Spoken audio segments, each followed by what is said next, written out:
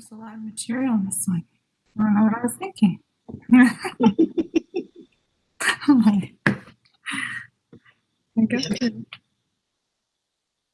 People are joining us. There was a time when there were 6 people on YouTube. Now there are 3. I don't know what happened with that, but let's see.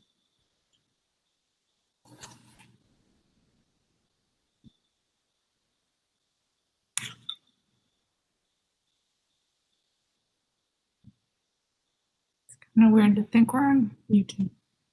Mm-hmm.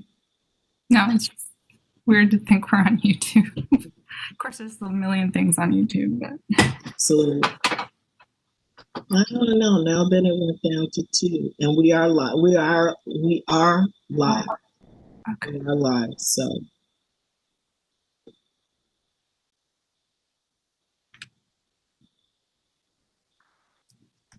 give them just a couple more minutes. It is 3. Give them a couple more minutes.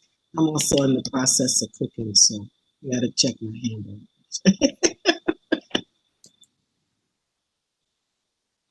And are you recording the WebEx meeting too, Dr. Barlow? Yes, I am. I'll record it. Oh, okay.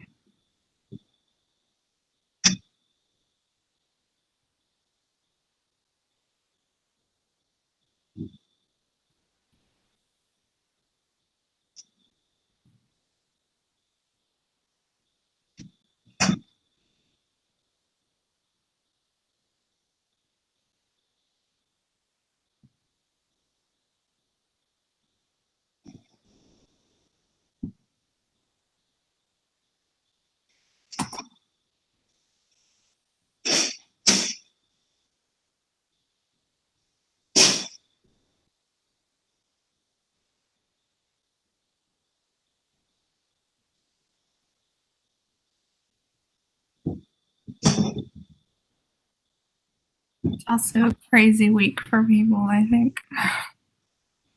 But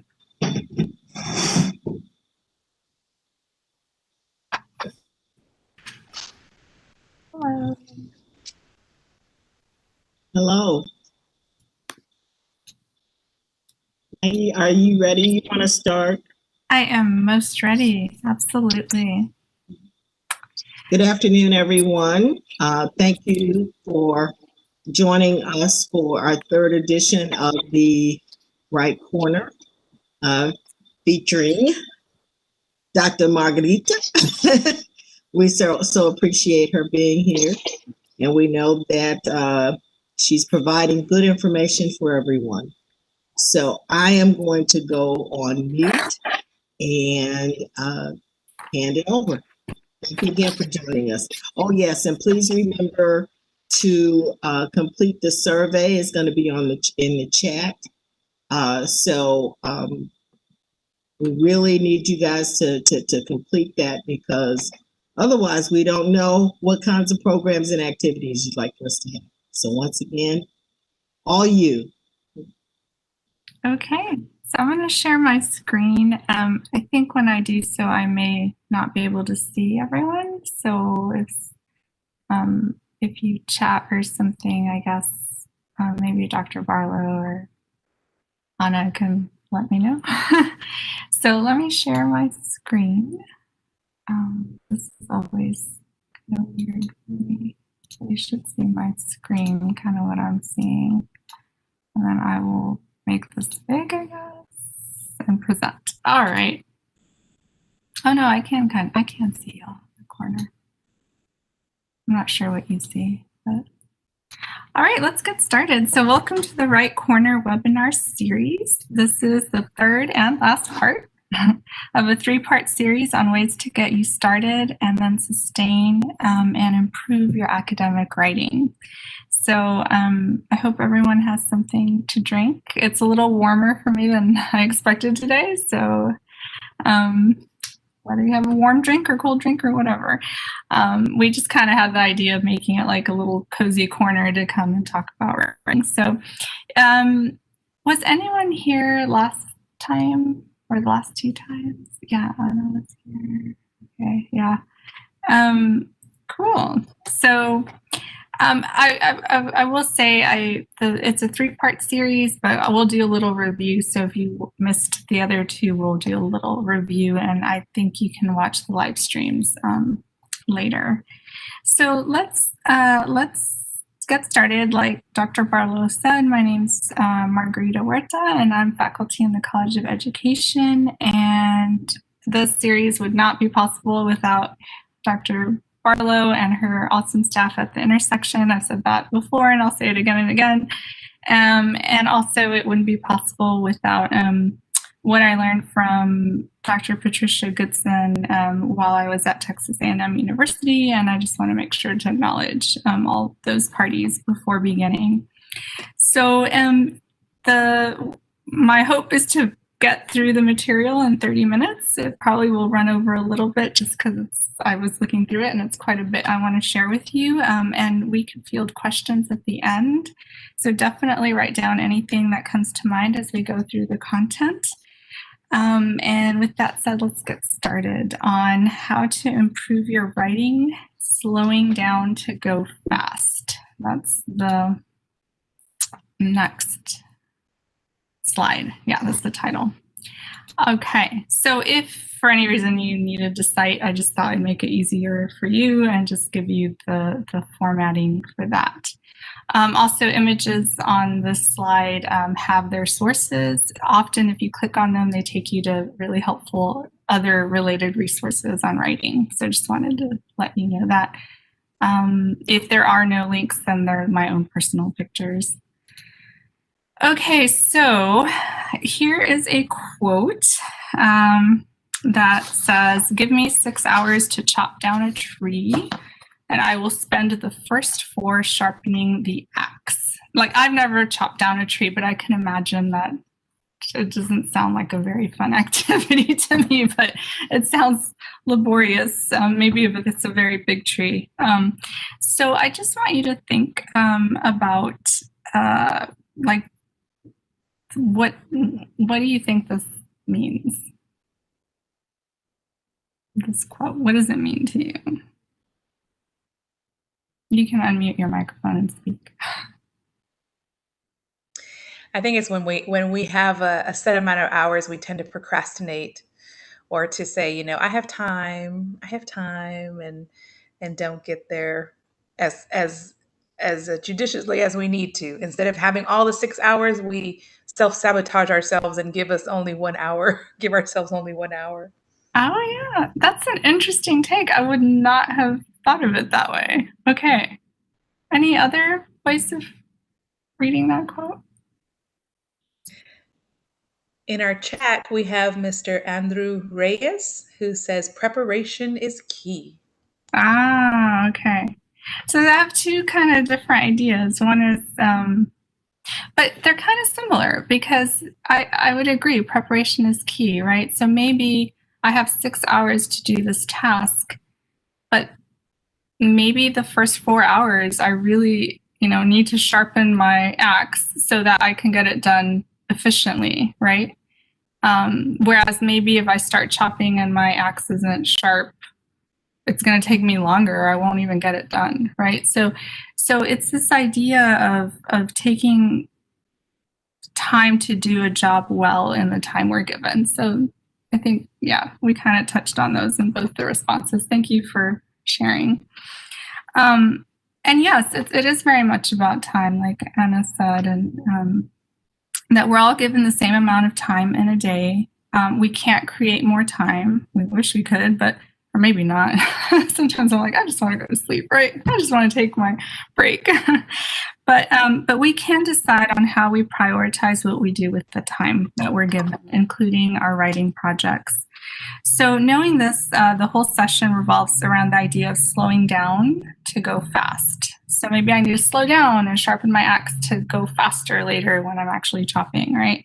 Which is something that we can do within the time we're given to actually be more productive.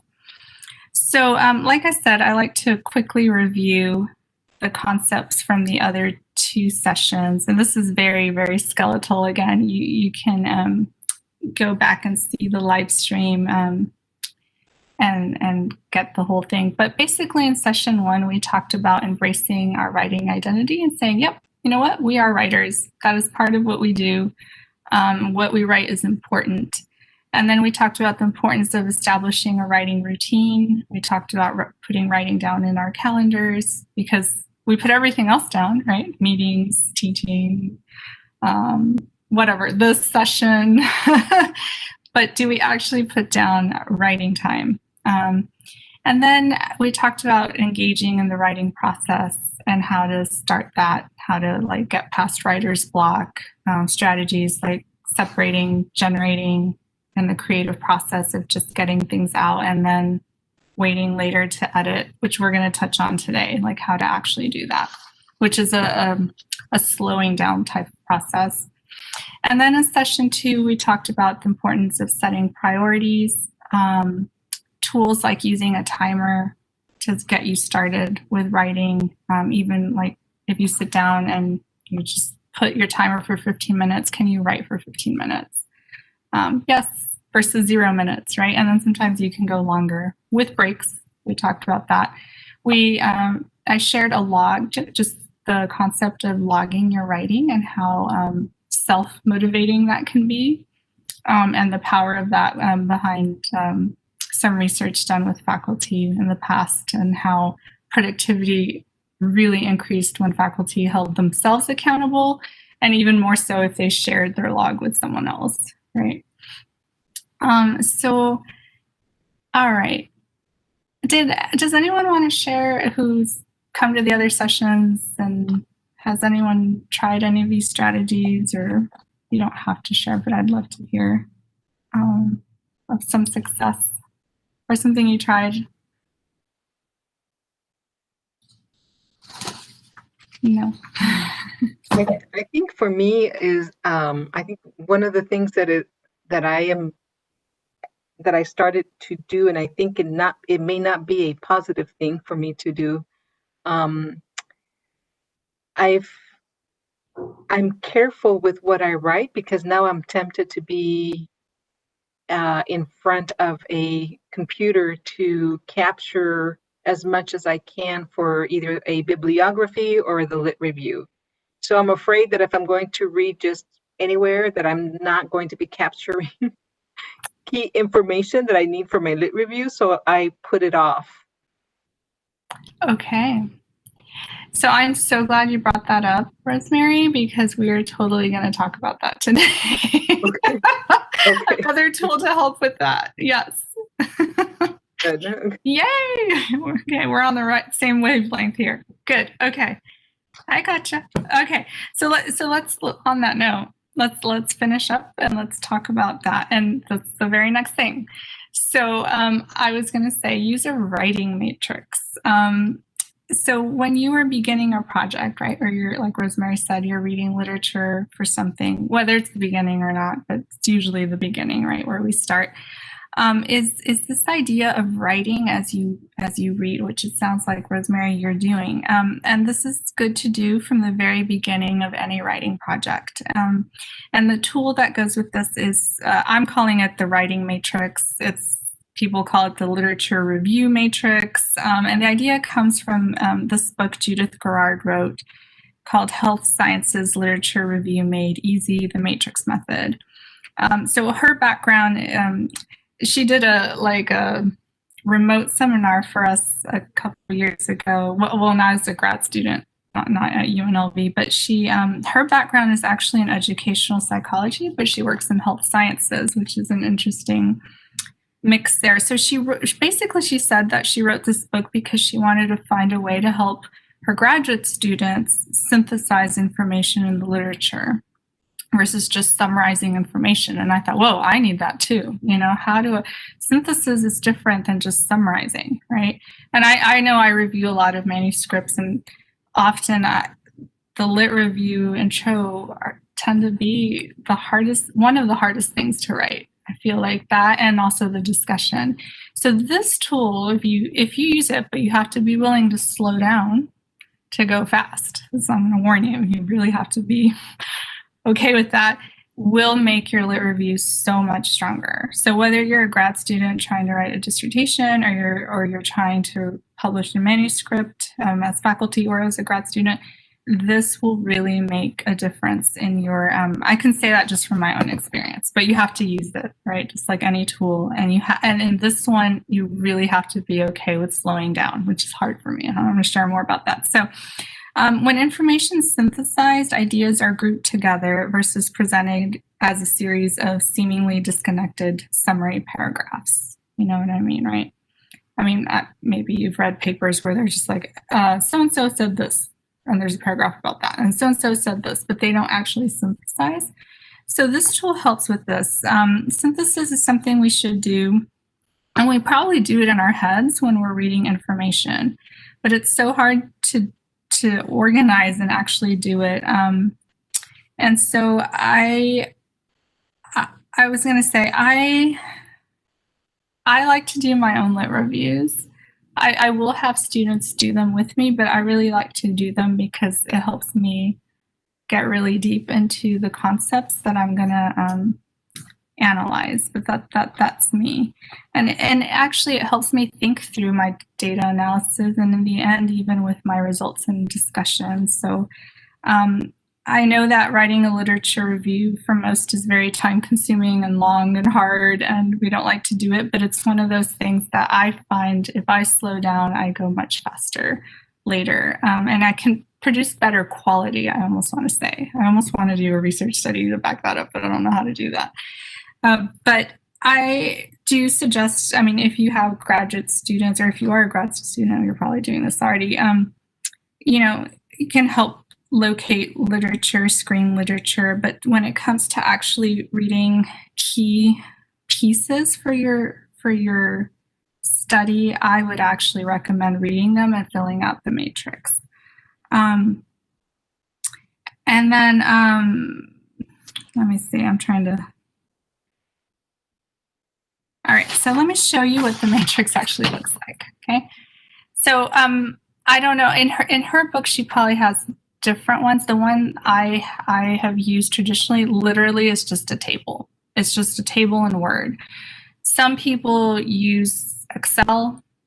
In Word, you can also sort, just like in Excel.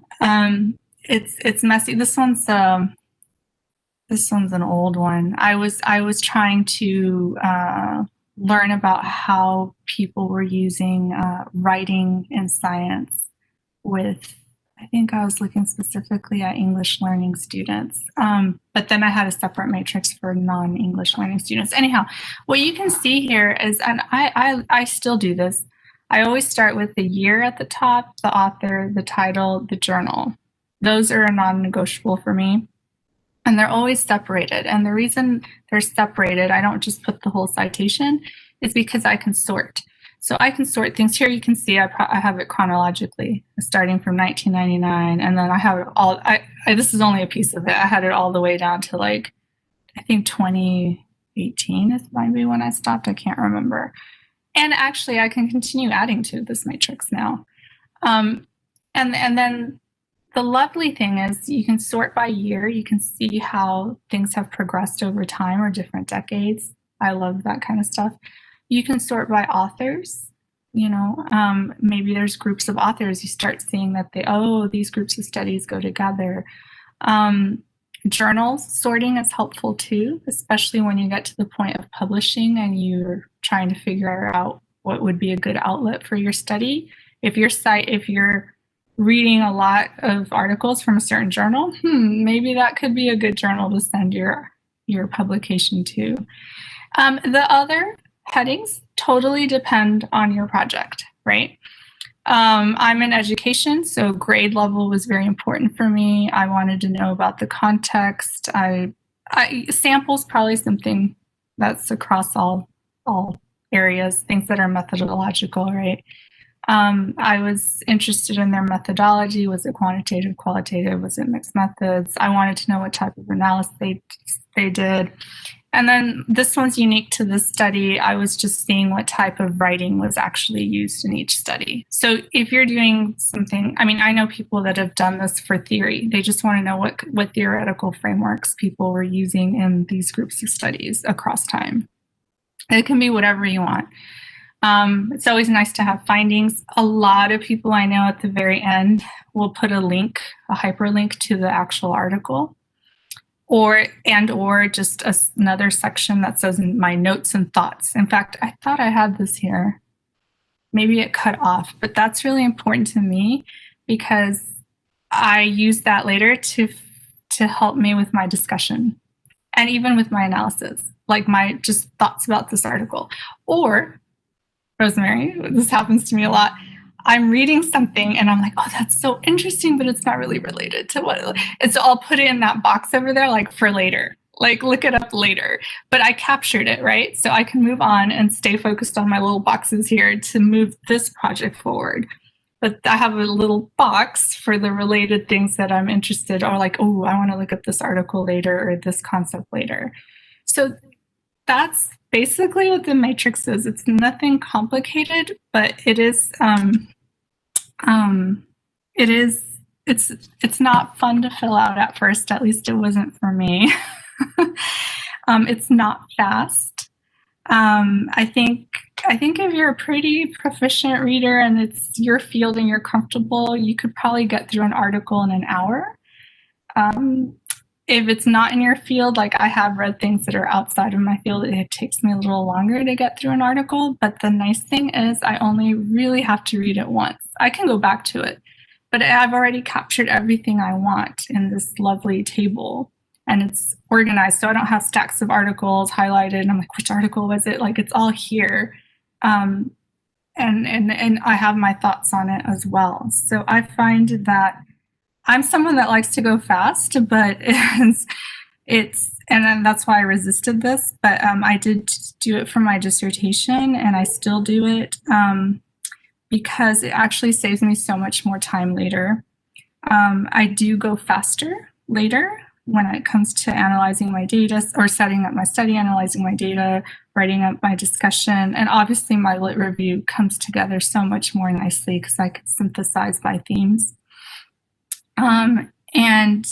And I just feel like I go deeper. So in fact, I mean, my dissertation committee has said, oh, wow, you really own the literature. And I'm like, well, it's because I did a matrix and it took me forever. But you know what? In the end, it was worth it because I actually kept that matrix and kept adding to it throughout my career. And I did publish a really nice article synthesizing all the information. So, and you can keep adding to a matrix, which is the nice thing. And I have gotten comments from reviewers that my lit reviews are well written, and that's really nice because I will say it's not the easiest thing for me to write at all. So I'll take whatever tool I can use. I will just say that you have to be willing to be slow and go deep. And I wouldn't recommend doing the matrix for every article you find. I would do this after you've screened articles, at least by title and abstract. And like, do I really want to go deep into this article, right, for my research? So any questions on that? I am going to pause a little. But we can field questions at the end too. So all right. And again, you can make it your own. You can make it however you want. It can be messy. Nobody has to see it. I'm showing this one to you. And this one's a little cleaned up. A lot of mine have typos and things. I think it's because I was wanting to publish. I think I did publish this one. So eventually, so it's a neater version. So they can be messy. I mean, nobody has to see them. So, all right. All right. Let's talk about feedback. And like I said, I am covering quite a bit in this session. So you should have access to the PowerPoint too. So, so this is something I wish I had learned a lot earlier in my life. It's how to actually give and how to take, like receive useful feedback. And I put middle because that's usually around the middle of your writing. And this concept it comes from Patricia Goodson's book, Becoming an Academic Writer. And if you want a book that can really walks you through how to write each part of a research article, this one's fantastic. So, a lot of the concepts I'm sharing come from this, right? This idea of scheduling your writing time and doing things in small chunks and being regular. And then, but then she goes deeply into like exercises for accomplishing all these tasks, like brainstorming and getting feedback and editing. And I'm going to share just snippets of that with you today. And so Patricia Goodson would do writing workshops that I went to. I've gone to many. I would go again and again. And she taught me two important things about feedback. The first is that it's important to get regular feedback before sending writing out to be reviewed. Okay. And I know maybe that, to me, I don't know. I was the kind of writer that would just kind of write in solitude, and I didn't want the world to see anything I wrote until I thought it was perfect. But the problem with that is that writing is never really perfect, and writing will have an audience, okay? So it's better to have someone read your work before an anonymous reviewer gives you, and it's often harsh, it might feel harsh, feedback, okay? So another advantage to regularly receiving feedback is it helps you develop the idea of thick skin, like, okay, I can take this. Because quite frankly, in academia, people can be rather critical, and if you publish, you're going to receive critical feedback. It's just part of life, which can sometimes be discouraging. So the key is to be able to distinguish between what is useful and what is not useful feedback when this happens, and then just keep going. If you're a grad student, you may have heard the best dissertation's a done dissertation or a signed off dissertation. Well, that idea never ends as you go into academia. It's all about perseverance, and you just keep going, okay? So these, and the second thing that Dr. Goodson taught me about feedback is that difference between useful and not useful feedback, which we're going to get into, okay? And I think this is very valuable. And if you teach writing intensive courses, this is also helpful if you think about it from a teaching perspective and the kind of feedback you give students on writing. And okay. All right, so here's, I like to use this comic as an example of what useful feedback is not. So the little character is, he's the one with the black hair is the grad student, and then the one with the beard is the professor. And the professor says, I wrote my comments on the paper draft you sent me. Before I give it to you, I want you to know it's not necessarily a reflection of what I think of you or your ability to do quality work. And the student says, okay. And he says, here. And then it's just like red. And so the professor says, I mean, it's sufficient, but not necessary. I mean, and the paper is literally bleeding red. Now, I don't know if any of you have ever had this experience. I know I certainly have as a student and as just trying to get things published, where I feel like, oh my gosh, it's all this feedback. What am I going to do, right? So in this case, the feedback's too much. It's on too many levels, so it becomes overwhelming. Like I said, sometimes when I've received feedback like this, it's made me like not want to look at my writing anymore. I just have to, I'm like, I don't want to fix it. I can't, but no, I have to keep going. So the interesting is that because I've received feedback like this, I used to also get feedback like this. So I thought it was on me to like make all the corrections for my students with, the red pen, or, oh, it's not the red pen, it's the blue pen, I'm nice, right? But it's still the same idea of giving tons of like corrections. I had never received useful feedback or learned how to give it. So thankfully I've learned a much better way to give feedback to my students through useful feedback. So let's talk about that. What is useful feedback? So this is kind of my summary of it from what I've learned. It's useful feedback is appropriate for the writing stage. So if someone comes to me with an idea, it's a draft, I know it's messy. So maybe we're just talking about ideas. I'm not going to start like correcting the grammar. Depends what they want from me, right? And we're going to get a little more into that. It also, useful feedback allows us to see patterns in our writing and fix them and learn from them ourselves. So as a teacher, this is really helpful, is to say, ooh, I notice you keep making this error. So I'm going to like show you, and then you go and fix it elsewhere. And I love when people do that, like with my writing, they're like, oh my gosh, you keep writing these like, 3-line sentences, Maggie, they tell me, and I'm like, oh my gosh, I'm doing that throughout my whole paper. I need to go back and like shorten my sentences throughout. That's just a simple example. And then I learn from that, right? And then C, useful feedback makes our writing stronger before sending it off for review or publication. And that is very, very true. I can't emphasize that enough. So let me see. So the question is, well, how do we ask for useful feedback? So if we know what it is, but other people might not know, how do we do that? And I get this question a lot from graduate students, and they're, well, how do I ask my advisor for useful feedback? Or even how do I ask, as faculty, how do I ask a colleague for useful feedback? So you kind of train them, okay? So you basically, and I have my students do this. I tell them to do this with me. Basically, you set up a reading appointment for like 30 to 60 minutes. I know, I didn't write this here. I'll tell my students straight up, if you send me an email with a 40-page document and are like, what do you think of this?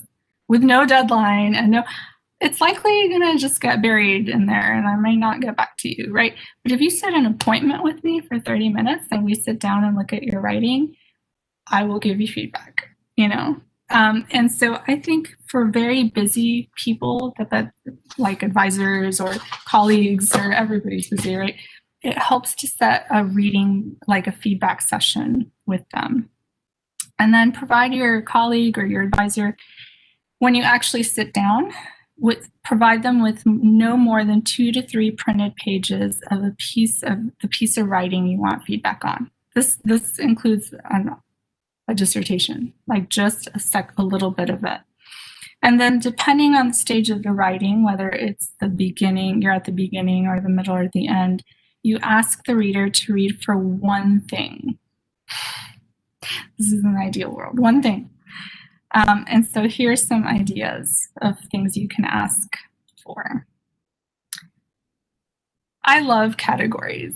I love lists and categories that help me compartmentalize things. I realize life is not always that clear cut, but it helps me at least kind of organize things. So here's some ideas. So if you want feedback that's more kind of like from a general reader or certain criteria, you can just say, hey, is this even interesting? I know a lot of people that write grants. I'm still a baby grant writer.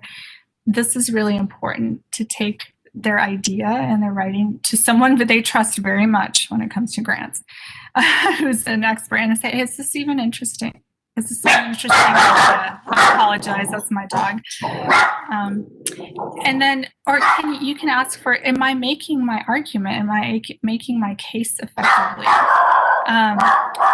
Is my tone, what's my tone like? I know sometimes especially when I was first writing, I could be very my tone could be a little too critical or something. And so I'd appreciated feedback that said, hey, maybe you can say this in a softer way. Organization is a huge thing. I don't know how to mute here. I kind of talked to my dog. But organization I think this is the one I get the most. People are always asking me, is the text flowing? Am I stumbling when I'm reading it out loud somewhere? Rocky, come here. It's okay. Come here. Okay, maybe that worked. And then clarity is what I'm saying clear. Is my grammar, are there patterns of grammatical errors that I need to fix? I get this a lot from my international friends who often actually write much better than I do in English, but they might have one little thing that they need help on. Rocky, stop. Thank you. And then word usage. Am I using the appropriate academic words? And I know maybe if you're in your own field, you know what they are. But sometimes if you're doing like multidisciplinary work, it helps to say, hey, is this the word you use in your field? And if you're trying to publish kind of outside of your field. The other kind of, I guess, person that could give you feedback, it would be an expert. So let me go back. For reader and criterion based, that can be anyone. And in fact, I encourage people to take their writing to colleagues who are not in their field. And the reason for that is because they're going to ask a lot of questions and they're going to really force you to be clear about what you're saying because they're not in your world. And so I actually find it helpful for colleagues who are not in my field to read my work. But sometimes you need experts in your field, right? You want to ask them, like, is the content, the scope, is everything that I included, is everything included that should be for this topic? Am I missing something maybe in the literature that maybe they know more about than I do? Accuracy, is the data and information correct? Is my analysis valid and reliable from their perspective as experts, right? Argument, is my argument clear? Is it well developed? This one's so big. I've been struggling with an article right now because of this, is convincing people that this is really important for the literature, right? But this is a piece I'm trying to do outside my field. So maybe I really should back up and find an expert in this world to give me some feedback on, am I adding literature to this area of expertise, right? All right, so I've said a whole lot there. I'm gonna pause a little. Any questions or thoughts on that? Okay, I'm gonna keep going because it's already 3:36 and there's so much more I want to do. But yeah, I hear someone. Oh, yeah, it's Andrew. Yeah, it's just kind of challenging to find those people. You know, everybody's busy but yeah, I mean, I think it's just, maybe it's really just a start, you know, with 30 minutes, asking for just one item, not more than 2 pages, a reading appointment instead of emailing. Yeah, I think, you know, because I've never tried it, you know, I'm like, you know, I'm always a perfectionist. I've never, you know, I will ask for feedback after I finish everything. You know? Gotcha. No, and that's my default mode too, Andrew. So, but if you can get out of that, you'll go faster. I promise. It'll be better. Yeah.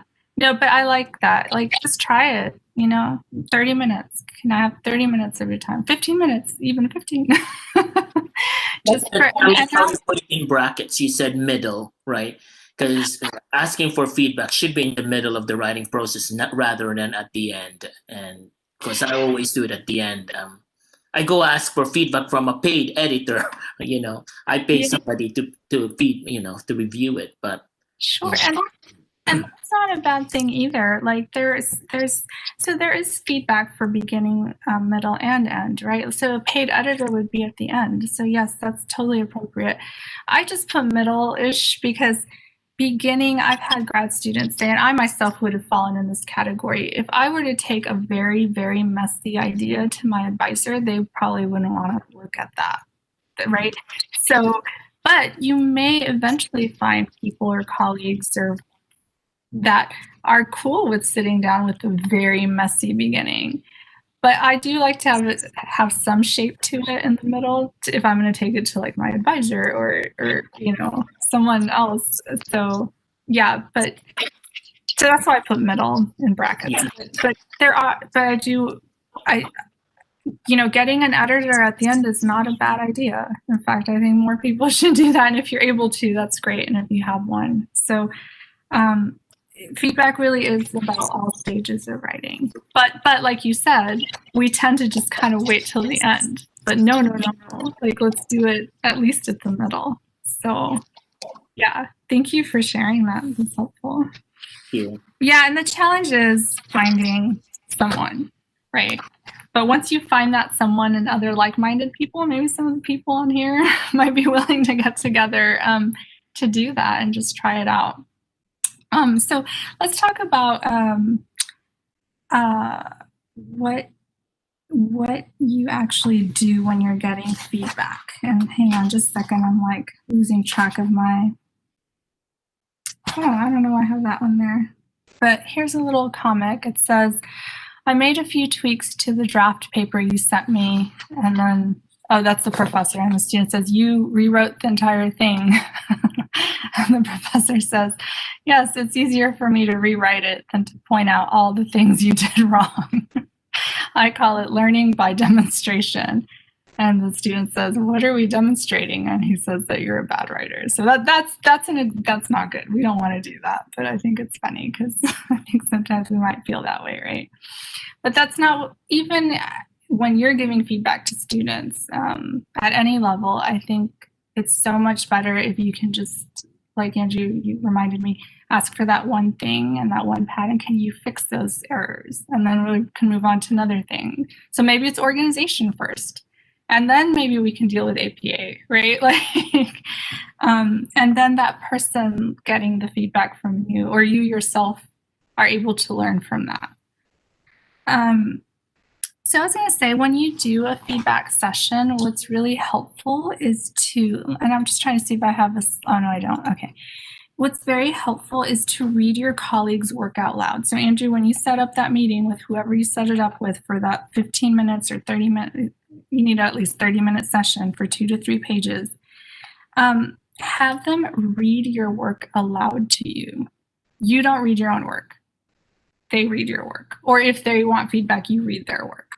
And this is great for the feedback receiver to hear their writing and see where it flows and maybe where people stumble. Like, oh, they didn't get through that sentence. Okay. And then as you read out loud, focus on the feedback that the colleague asked for. Okay.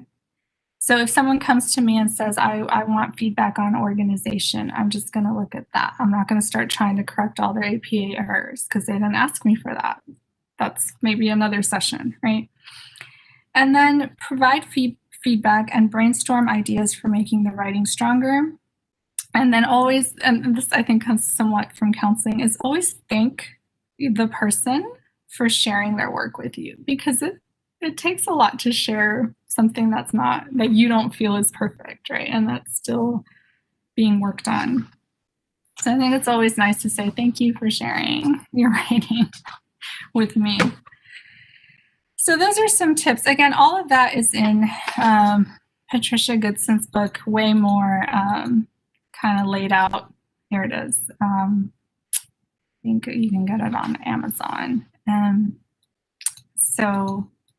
But I'm sharing kind of the just surface level of it with you. So the third topic I wanted to cover, and I realize we're over our 30 minutes, but I really did want to share this with you, was how to engage in editing rounds. So once you've already generated and you've gotten your writing, messy writing, and then you've gotten feedback and shaped it, and now you're kind of toward the end, right, of your writing, and now you need to edit.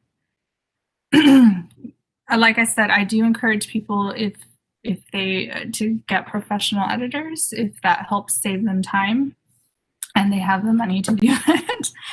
But you can also do it yourself, and you can do editing rounds yourself that help, like this one. So I wanted to, here's a picture of a really fancy crepe, right? You're putting the final touches on your paper so that it is now going to be a beautiful work of art, or at least it's finished. A finished product that you're proud of, right? So editing rounds should be done at the end of your writing project, and I personally have found them very helpful for three reasons.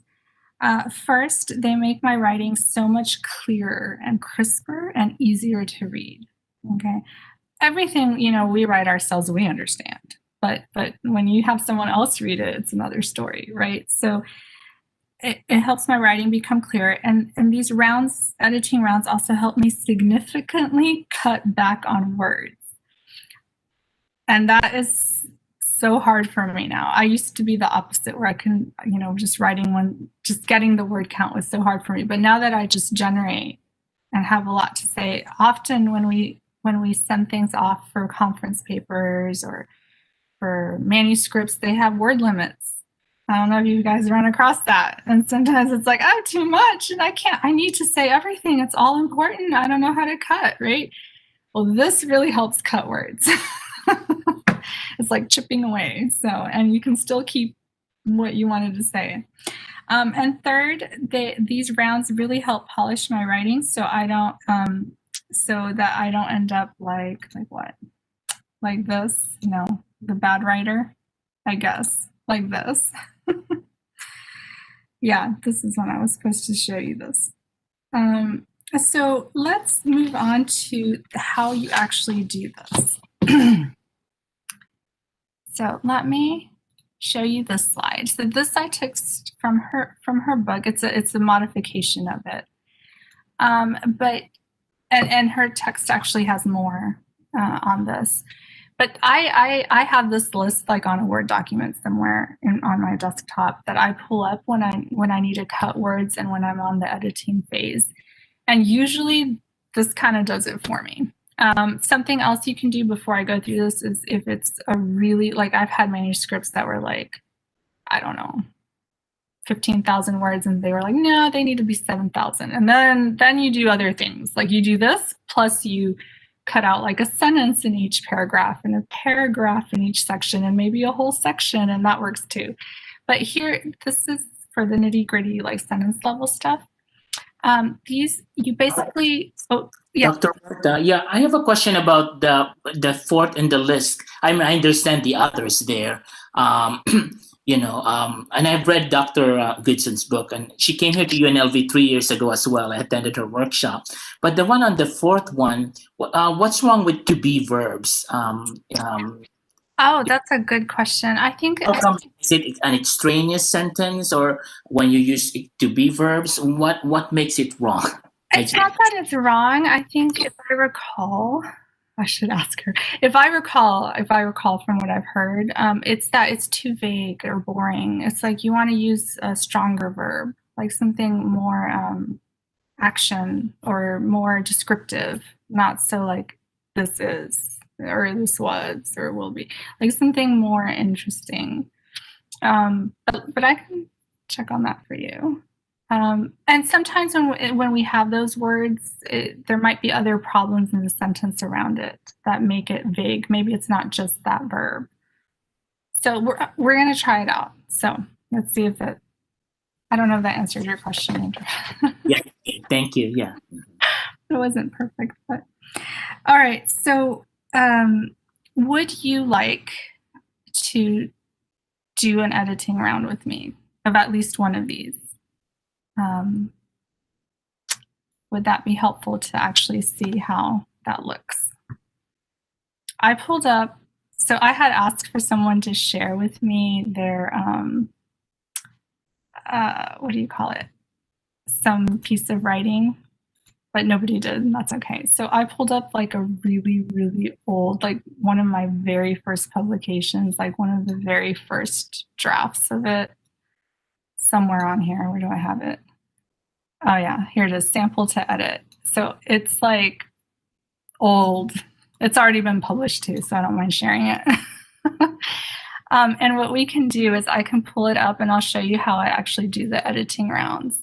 So you can see the word of, I'll just do that one, and then the word that or which now I never use, but I think I used to use it a lot. And what you do with your text is you pull it up.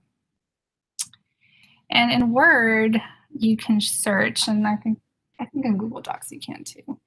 So I would literally just type in the word of, right, on search up here, and it'll tell me where I've used of. And so if I look at the sentence, it says this study presents favorable validity and reliability results for the Adapted Science Writing Notebook rubric with a sample of ELL students. So this could be a place where I could shorten the phrase. So I could say I could just say with EL students, or with, right? I could just say with ELs. Actually, now we use the term ELs. I could probably just shorten this to ELs, period. And take out all these words. 1, 2, 3, 4. I just got rid of 5 words. But I know that in my field, I can say that, right? So then I would continue. Okay, where's the next of? Here I said it again, populations of. Okay, let's go to a different one. Let's see. The validation process confirmed the challenges and importance of ensuring that an instrument is well suited to elicit measures of defined constructs. Okay, that sentence is just horrible.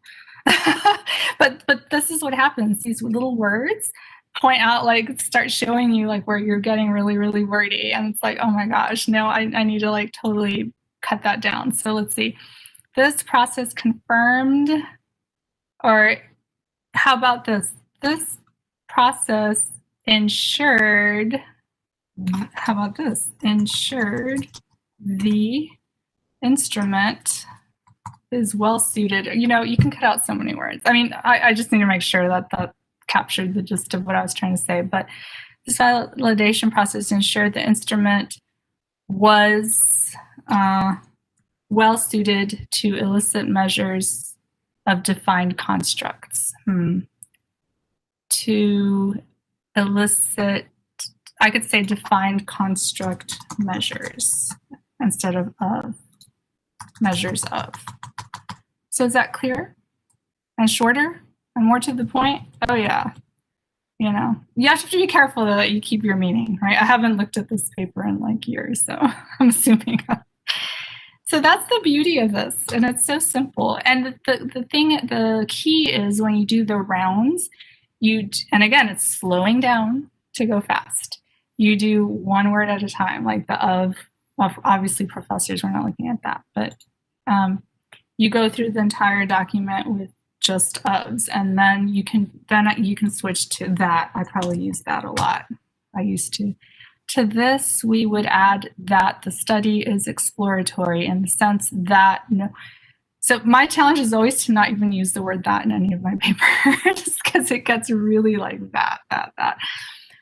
So to this, I would just say the study is exploratory in the sense that no previous study has attempted to blah, blah, blah, blah. Wow, this is a really long sentence. The study is exploratory because no previous study. Oh, I love it. Let's just put because. Love it. Yeah, it gets kind of fun, right? You're like, how do I problem solve this? But it is, you can see it's a slightly like slowing down type of process, but it makes the sentences so much better, right? And I promise you, it'll make your reviewers so much nicer to you because they'll be so thankful that your writing is so crisp and clear. So again, it's a slowing down process, but it's worth it. And it really helps with word count, if anything. So I will say that. All right, I'm going to stop. I went way, way over. But let me not stop sharing my screen. I'm just gonna, let me see what last slide I had here, the last couple slides. Yeah, we're pretty much done. So, oh yeah. So in closing, I wanted to dare you to try out the matrix. Like I said, it's just a table of words. You can see the example I have, but make your own headings. You know, beyond the, I would highly recommend separating the date, the author, the title, and the journal. Beyond that, you can do whatever you want. You know, try out, see if you can find someone to, or just experiment to give and receive useful feedback. I would imagine now that everything's remote, you know, it can be like, hey, you hop on for half an hour, just remotely. We don't have to go anywhere, you know, just hang out and do this. And then try the editing rounds if you're towards the end of your paper, or just try it out. I think it makes your writing so much better. And then just keep on writing. Keep on writing. What do I have here? Sign up. Oh yeah, I have a little like Google group called the CWC that you are welcome to join. Until this semester when the pandemic hit and everything just got crazy, I would send out weekly emails kind of encouraging people with writing tips. I may start that again. So if you join, you can be part of that and get those emails. And then other than that, let me see. Oh, I just kind of put books that I've talked about throughout the series that are kind of foundational texts for me in terms of academic writing that I recommend. If anything, start with How to Write a Lot. It's really small, easy read. Pat Goodson's book is fabulous. If you want to get into deeper topics, Helen Sword's book is this huge qualitative study on productive academic writing. Deep Work is interesting too. He's a computer science guy, but just talking about how I think it helps with the idea of focus and working deeply.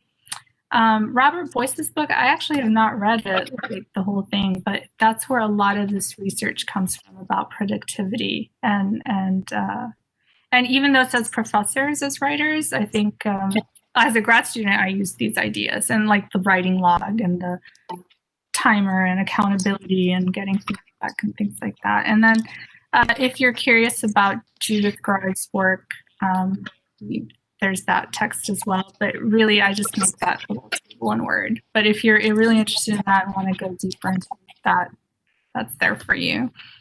And then I also have different blogs that I like to read that are free. That they're academics that are retired or have started their own consulting companies, or they used to be editors and now they help grad students and academic writers. And then they have these websites, and they tend to do like newsletters with writing tips and things that are free. I think you can also pay for services, but I like to read all their free like tips and newsletters. And they tend to kind of start saying the same things, but it helps reinforce these ideas of, oh yeah, I need to have accountability. I need to be writing regularly. I need to, all that good stuff. And so I don't know. I need that in my life to continue being motivated with writing, because it can be a very lonely individual experience, but it doesn't have to be. And I think I like to read that other people talk about the writing struggles and what they did to overcome it and what tools they're using. So I just wanted to put those out there for you. And well, we only have, what time is it? Like 3 minutes. 3 minutes to write, but here's some ideas for later this afternoon or this week. Is to, sit down when you write, do some free writing. Maybe you can mind map, schedule your writing time, build a writing log, get a timer on Amazon, get a nice one for yourself for Christmas or something. It's always helpful to reflect on what you've learned. There's lots of resources. Maybe just set some time aside to explore some of these links and blogs and books. Purchase one if, like I said, How to Write a Lot is not expensive and it's a quick read. Andrew, you're going to schedule a feedback session with someone and we're all going to do editing rounds. And that's all I have. But ask me questions or comments. We have like 2 minutes. I don't want to eat up your time. Yeah, for me as well, I do have a writing schedule, but at the same time, I always make it in a day to actually read about writing. And I'm a member of TAA, and they have programs there as well. And actually, one of the programs was it was a recorded session you did. And so, okay. So it was nice to see from UNLV. And we're doing another one in December. I think it's on the Matrix, on the writing Matrix. Oh, I see. Yeah. So it's very helpful for me to just read about writing. I have a lot of writing books, and because I have colleagues who when we started here at UNLV, we were automatic members of TAA, but they never really see the benefit of continuing their membership. Sure. So yeah, so for me, it's helpful to, you're writing, but at the same time, you're still reading about writing as well. I mean, you improve your skill as a writer by coming into sessions like this, webinars like this, reading books about writing. Yeah, thank you for sharing that. I agree wholeheartedly. I didn't even know people wrote about writing or about academic writing. Yeah. And I like reading what they write because often it's pretty well written and I can relate to it. And you're right, it kind of like makes me a better writer or want to be a better writer. I don't know if I'm a better writer, but it's that practice, right? It's like a community. Yeah. You feel like you're part of something. Yeah, you're not alone. Yeah, TAA is a lovely organization. It's textbook. It used to be text, but then that was confusing because it was like texting. So they changed it to Textbook and Academic Writers Association, right? Did I get that right? And they normally have like yearly conferences. I think it's virtual next year. So, but like Andrew said, they have a bunch of resources and webinars, and it's not expensive No, to yeah. join. Mhm. It used to be Just $40, I think, or something like that. especially if you're a student, it's very reasonable. Yeah. Yeah. So thank you for sharing that. Yeah. Mhm. And I love the idea of reading, like even as a warm up, like for my writing session to just read a little bit of one book to kind of get me in the mode. Like that's my warm up. And then I do my writing. Like I'll read a little bit of Paul Silva's How to Write a Lot or Pat Goodson's book. Like it's just for like 10 minutes and however far I get. And then I get in the zone. And that's, or a blog or something about writing. Yeah. That's awesome. Anything else you guys want to share, ask? I really, really like the tip about the Word document using the search box to find your repetitive words. I was like, oh my God, that would have saved me so much time. Because, as you're going through your writing, you don't even see them anymore after a minute, And I was like, oh my God, that's a great tool. So thank you. You're welcome. And Anna, you can even like find and replace words. Just have to be careful. Like you can replace like whole, like in that document that said ELL, I would probably go now if I was publishing that, it was already published. I would need to change that to EL. And I have like hundreds of those like ELL on that document. I could just find ELL and replace with EL and it replaces all of them. Like in the whole document. That's awesome. Man. Just play with it carefully. But yeah. Thank you. Welcome. I know, right? The little things that make a difference. When I learned about it, I was like, it's amazing. Why didn't I know? Yeah. Thank you. This session was very helpful. Thank you. I'm so glad, Rosemary. I'm so glad you all were here and you guys made it awesome. So yep, that's all I have. And then just, I guess, be on the lookout. I think Dr. Barlow has plans for future things we can do and just kind of be on the lookout with that with the intersection. So they're really good resources. And you have my email, right? Mm-hmm. So if you don't bother me, if you email me at all. So I'm excited. As we close down, Dr. Huerta is absolutely right. Our office, The Intersection, is planning to do more writing workshops with Dr. Huerta in the spring, hopefully expanding on some of the concepts that she shared in this 3-part series that she gave to us this fall. And if you would like to go ahead and take our survey, it's in the chat box right at the very first item there, just to let us know if there's anything else you would like for us to prepare for you as well. Dr. Huerta, you have been amazing. This is the 3rd year that we have tapped into your skills for this because you're just so engaging. And I've attended them, and every single time I have come away with more nuggets to do and work with. So thank you so much. Thank you. You're welcome. Thank you. Okay. Thank you all. You have a good afternoon. Go out and get some fresh air if you can. Yeah. Thank you, everyone. Thank you, Margaret. Have a great week. Love it. Dr. Thank you. Thank you. Everybody be safe for the holidays. Yes. You too. Bye-bye. Bye. Bye.